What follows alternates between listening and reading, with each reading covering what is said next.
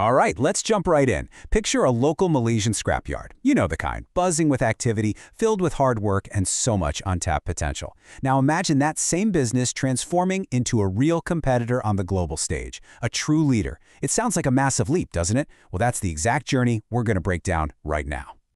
So who's behind all this? At the heart of this big change is the Malaysian Recycling Association, or MRA for short.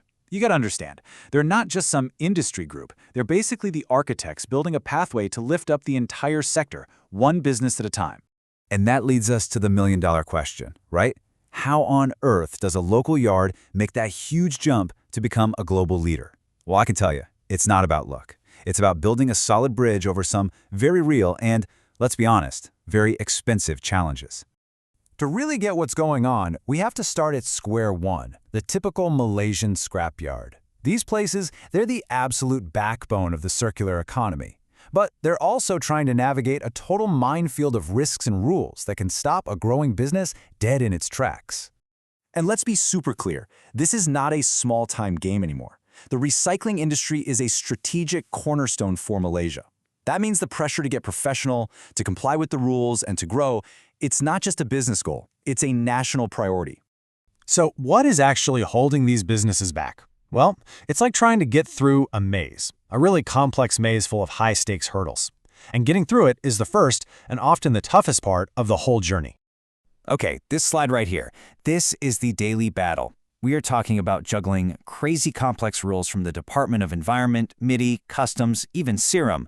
On top of all that, you've got scrap quality that's all over the place. One bad bale can get your entire shipment rejected, costing you a fortune.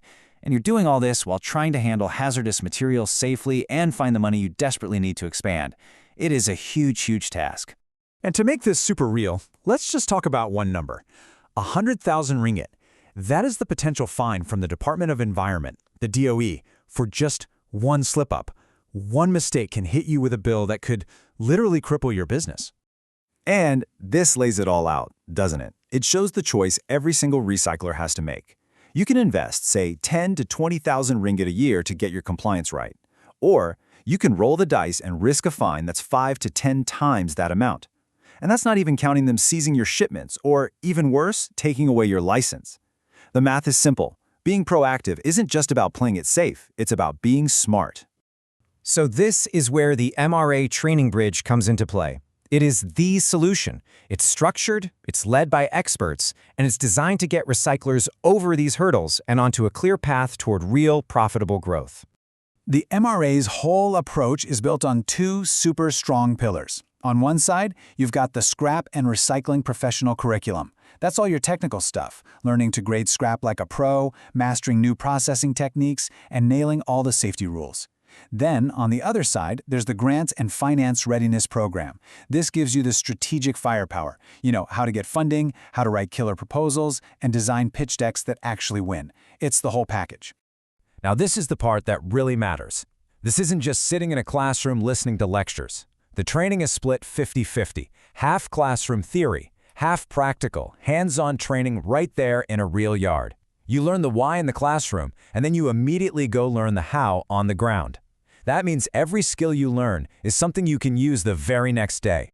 So what's the end game here? What's the result of all this training? Well, it's all about empowering you to climb the value chain, to transform your business from a simple trading yard into a sophisticated, high-value processor, or maybe even a smelter. This is pretty much your roadmap for leveling up. You start as a trader, basic collection and selling.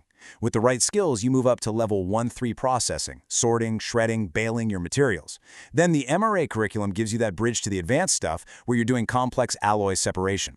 And the final step, melting and refining, turning scrap into high-value stuff like ingots. Of course, climbing this ladder takes money, and the investment goes up fast. Basic processing equipment might cost you up to 200,000 ringgit. But just look at that jump to advanced processing. That's up to 1.5 million. And for refining, you're looking at 5 million ringgit or more. This is exactly why that Grant and Finance Readiness training is so critical. It teaches you how to get the capital you need to make these big leaps. At the end of the day, this whole journey is about more than just success here at home. It's about getting Malaysian recyclers ready to compete and to win on the world stage. And that means you have to meet a global standard. And that standard is called ESG, Environmental, Social, and Governance. Look, if you want to export your materials, if you want to attract serious international investors, or if you want to work with the big multinational companies, you have to speak their language. And right now, that language is ESG. It's basically the global scorecard for how sustainable and ethical your business is. And this isn't just some feel-good idea. This is a key outcome of the MRA program. Adopting ESG isn't about ticking a box. It's a direct strategy to make you more competitive for exports. It's how you unlock bigger contracts and get into those premium markets where they pay top dollar. What the MRA training is really doing is future-proofing your business. You're not just learning today's rules, you're getting ready for the industry of tomorrow. That means getting a handle on smart recycling tech like AI and blockchain, mastering things like green metallurgy, and positioning your company to meet the demands of the toughest global buyers. This is how you stop just competing and actually start leading.